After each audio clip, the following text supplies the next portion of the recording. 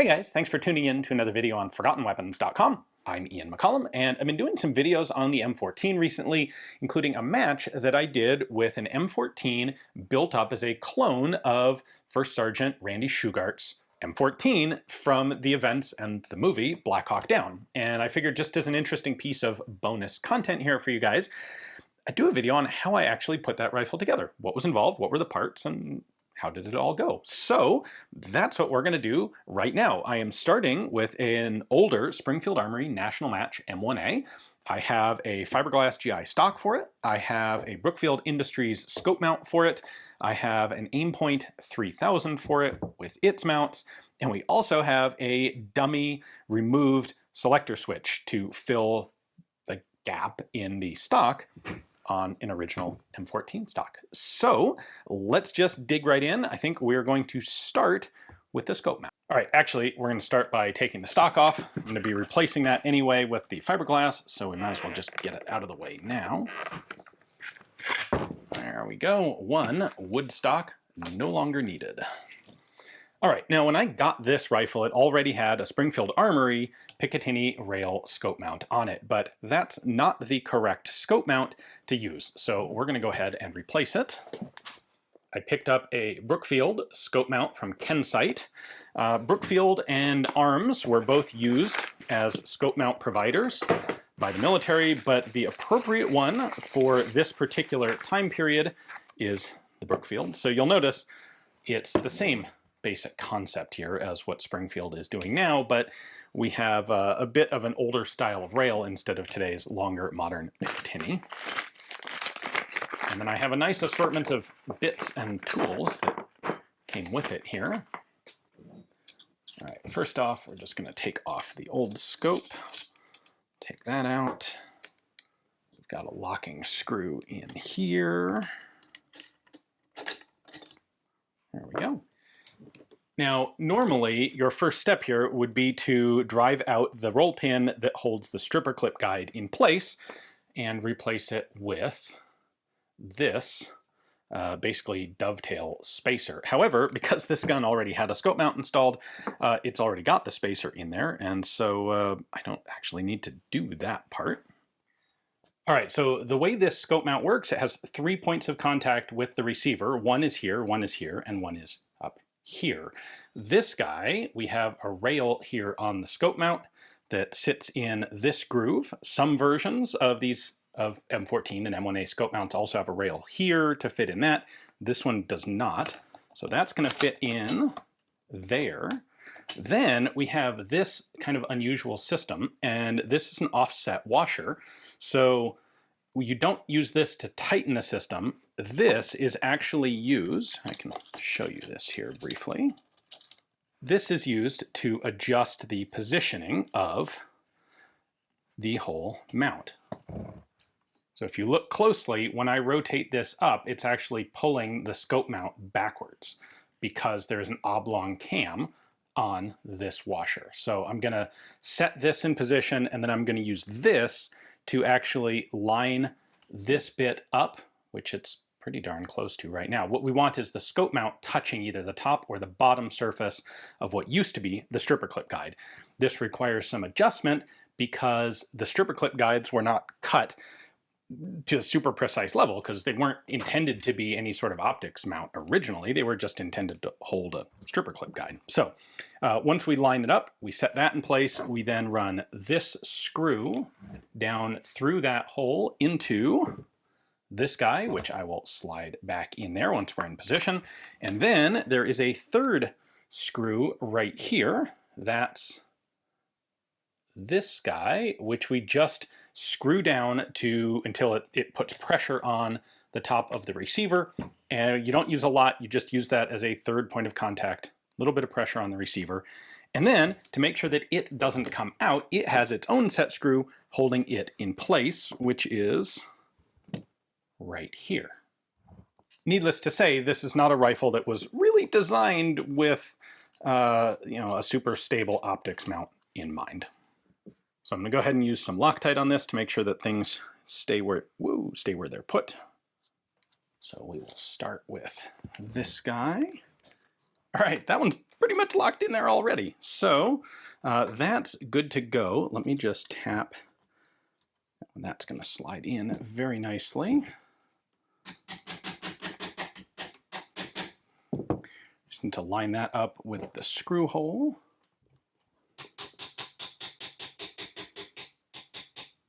There we go.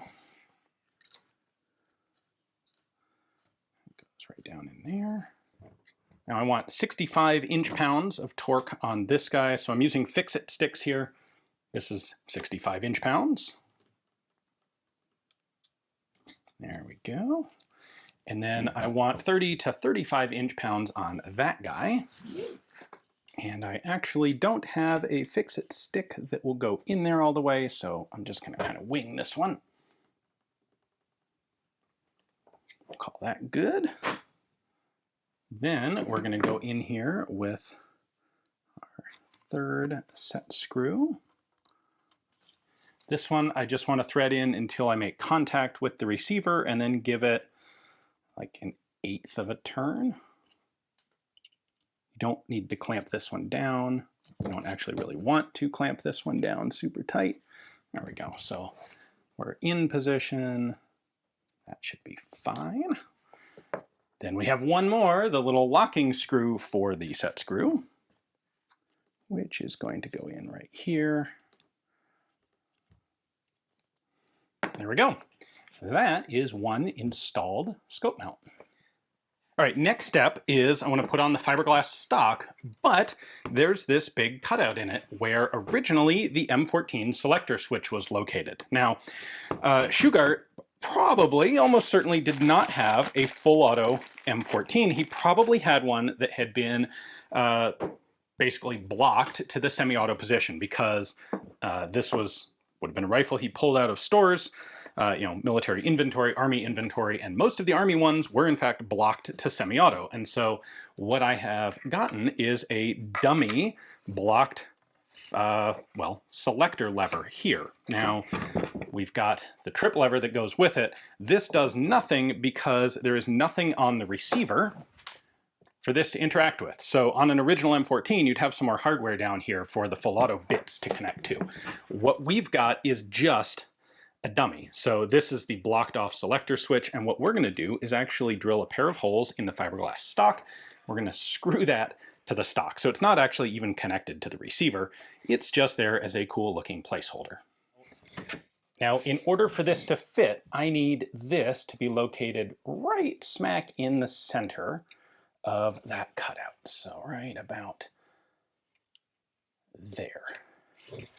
We will mark the 2 screw holes and drill a couple holes.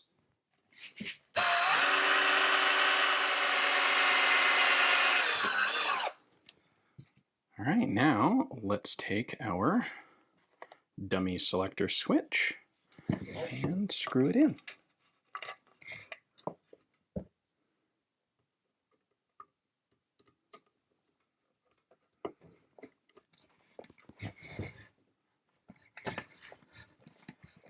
And there we go. Now comes the potentially tricky part. Let's put the selector lever on.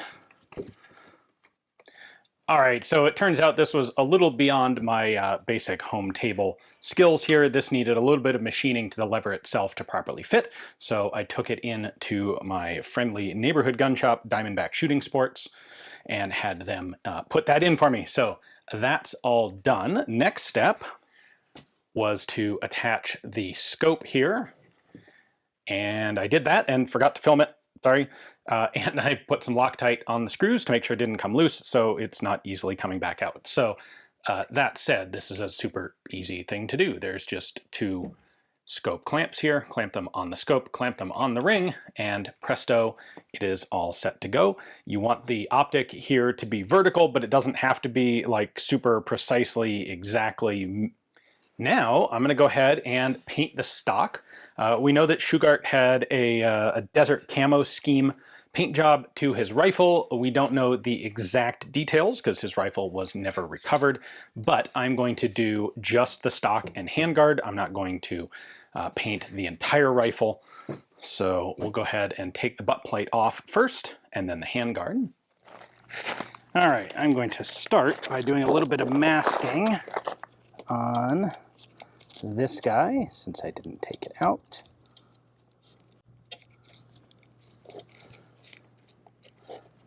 There we go. And then we're going to start with flat khaki, basic, just literal Rust-Oleum camouflage spray paint.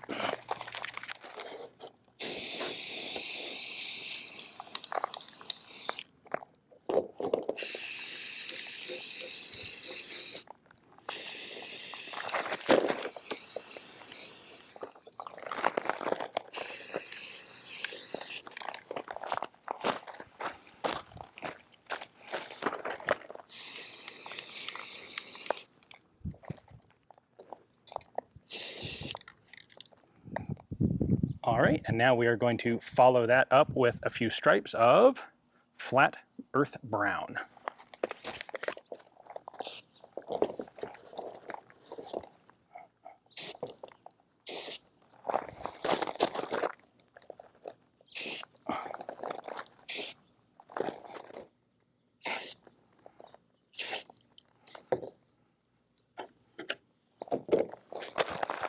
All right, we've got the rifle painted and reassembled, and now our last step is going to be attaching this M14 laser designator. Now, this is going to be a pretty kludgy mount, which is historically appropriate because, as far as I've been able to tell, the Delta Force mounting solutions for these things were, in fact, pretty kludgy. In fact, a lot of the Delta mounting setups for all sorts of things, including the optics on some of their Car 15s, were in fact kind of kludgy. These are guys who were adapting equipment to non-standard uses. Like the AIM-1D was not designed to go on the M14, so how do you do it? Well, there's one painting out there that's one of the few reproductions I've been able to see of how this gun was originally set up. It shows the AIM-1D down here under the stock. So there's a potential that it was somehow mounted through the drain hole in the stock. I have opted to go with a slightly different setup. Again, I don't have any really conclusive evidence of how Shughart originally mounted his. But what I've got here is this, which is intended to be a Picatinny rail mount. You put this over a barrel or something, and then you can clamp a light to it. Well, I did a little bit of grinding in there so that it would fit on this rail on the bottom of the AIM-1D. We then have a 1/4-20 screw thread there. So I've got a 1/4-20 screw here. It doesn't fit the countersink, but that's not actually really a problem. So I'm going to clamp this down nice and tight there. Then the top half of this mounting assembly, I have again done a little bit of grinding there so that this will fit very nicely right through the slot here in the M1A gas cylinder. And what I'm going to do is thread this through like that, and we're going to bolt this on. Oops, goes that direction, right there.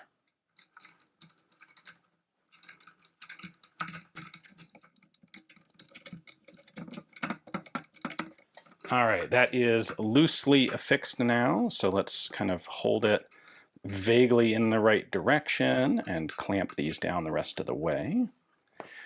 Now, when we go out to zero this, I will be adjusting these screws to get this whole thing clamped in the right direction specifically so that we can hopefully match, we can zero this with the aim point on top of the rifle. Now, our last element is this, the pressure pad tape switch for the AIM-1D. If we take a closer look here, you can see this has settings for off and then low and high manual and low and high remote. So there is a port right there, which that just nicely clips into. And then I have a Velcro pad right here, which I'm going to stick onto the stock. Now, I am left-handed, so I would put that button right about here, but Shughart was right-handed, so I'm going to put it right here on this side of the rifle. Stick that right there on that camo patch. Velcro that in, and then we'll just wrap this back up, tie it in place. I'll come up with a better way to hold this down after we're done with the video here. There we go. That is all set up. I'm really happy with how this turned out. Now we're going to take it out to the range. We're going to zero the red dot and see what I can do about zeroing that AIM-1D laser as well. All right, here we go. 50 yards.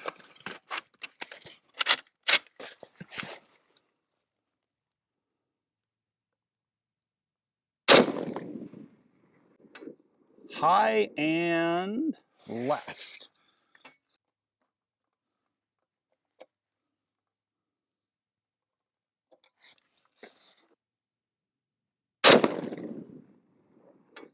High and centered.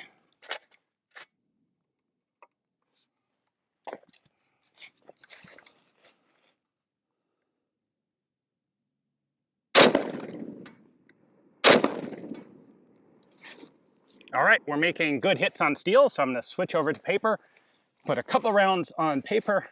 We'll go check them and fine tune it.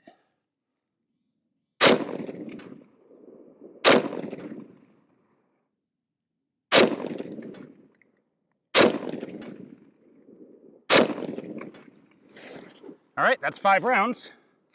See where they went.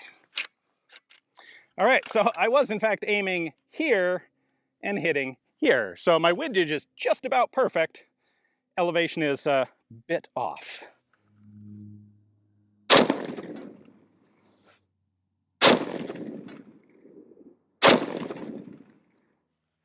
There we go. I think that's about as good as we're gonna get this sucker zeroed. So now, let's tackle zeroing the laser. I have the rifle set up on a mount here. I've got a little, actually it's like a little toy crossbow target down there. I have the red dot centered on the bullseye here. And then what we're gonna do is use some nods to turn on the laser and dial the laser in until it's pointing at the same place as the red dot. Easy, right? All right, so first off, let's turn the laser on. There's the laser. So that, by the way, is low power. That is high power. I don't think this thing was set to commercial regulation standards.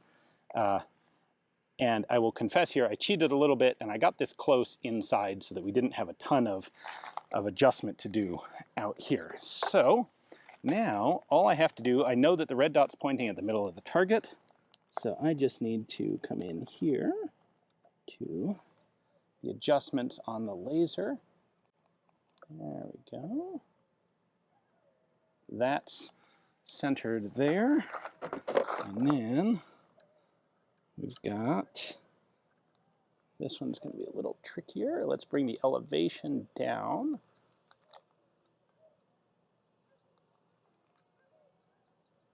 Yep, there it goes. You may be able to hear our local coyotes out here. They're having a good time. All right, there we go. There is our laser on the exact same center dot as the red dot. Now, that's a co-witnessed, it's about maybe a 20-meter zero, 20-yard zero. So over range, of course, the bullet's going to drop, but the laser is going to remain perfectly linear. So this is a starting point. If you're actually going to shoot with the laser here, you would want to test it or know your drop really well. So, you know, you got the classic, like, 25-meter zero is the same as a 300-meter zero. That's true for bullets. That's not true with caveats. That's true for bullets. That's not true for lasers. Anyway, that is the last of the zeroing here done. Hopefully you guys enjoyed seeing this look at the build of my Shughart honorary clone here. Thanks for watching.